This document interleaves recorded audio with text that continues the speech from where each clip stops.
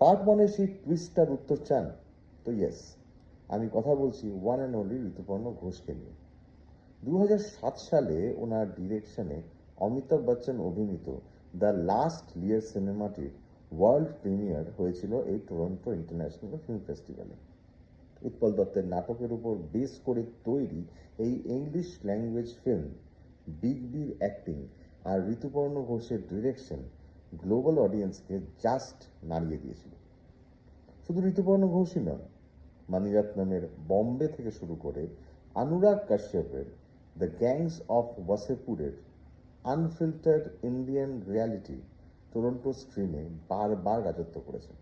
এরা প্রমাণ করে দিয়েছেন যে লোকাল গল্প যদি ঠিকঠাক বলা যায় তবে তা গ্লোবাল অডিয়েন্সের মন জয় করতে বাধ্য। কিন্তু আপনি কি জানেন, টিফে কোনো ট্রেডিশনাল জুরি বোর্ড থাকে না।